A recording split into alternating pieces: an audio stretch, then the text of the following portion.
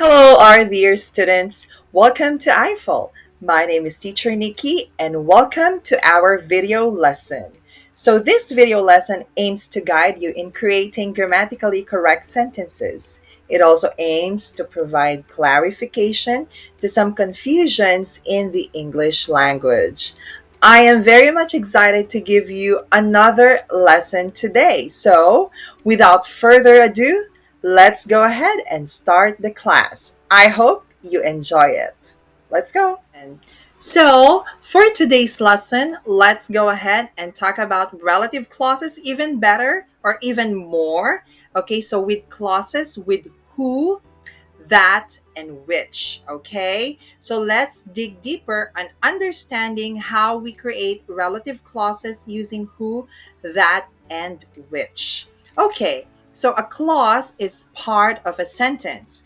A relative clause tells us which person or thing or what kind of person or thing the speaker means. Let's see this sentence or sentences. Last week we had a party and a lot of people came.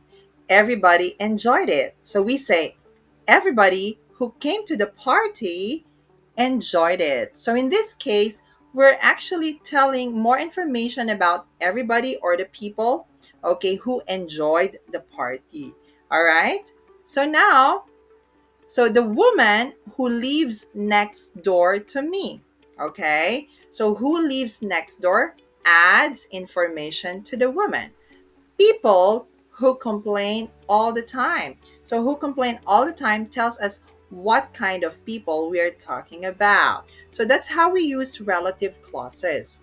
Now, we use who in a relative clause for people, okay? Especially subject, okay?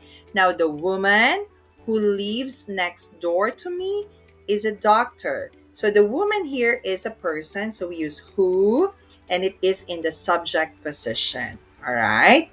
Now, I don't like the people who complain all the time. Okay? So people who complain all the time. So here we use who to pertain to the people or to tell more about the people. An architect is someone who is or who designs building. So someone who designs building. Okay? Next one. What was the name of the person who called? What was the name of the person who called? All right. Next, do you know anyone who wants to buy a car? So, who for person pertaining anyone telling more information who wants to buy a car. Now, we also use that for people, but not which. The woman that lives next door to me is a doctor. So it means we're pertaining to the woman and we're giving more important information about this woman. Okay? Now, next one. When we are talking about things, we use that or which. Remember? Things, which, or that.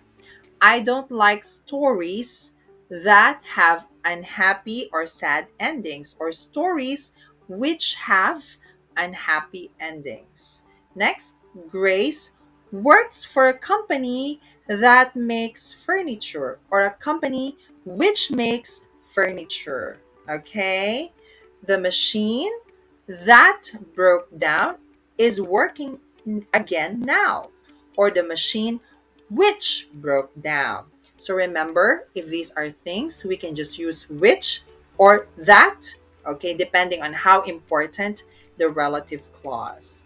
Okay, now in relative clauses, we use who, that, and which, not he, she, it, they, when we try to combine sentences. So when we are trying to combine sentences, we are making them short. But then we use the relative clauses pronouns who, that, and which. Okay? Example, I met a Canadian woman at the party. She is an English teacher. So two sentences. I met a Canadian woman who is an English teacher. So we don't say she is an English teacher here. So instead we use who. I can't find the keys. They were on the table. Where are the keys that were on the table. So we don't say they were on the table. Instead, we change that to that. Okay? And so, for us to better understand, let's take a look at the examples here. A waiter served us. He was impolite and impatient. So, let's see.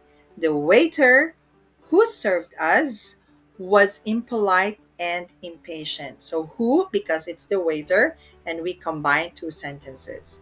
A building was destroyed in the fire. It has now been rebuilt. The building that was destroyed in the fire has now been rebuilt. Okay? And next one, some people were arrested. They have now been released. So the people who were arrested have now been released. Okay? And the last sentence, a bus goes to the airport. It runs every half hour. So the bus that goes to the airport runs every half hour. So these are just some of our example sentences that I want you to take a look at and understand, to understand more on the relative clauses using who for people, which for things, and that for people and things. So we will talk about that more. Okay?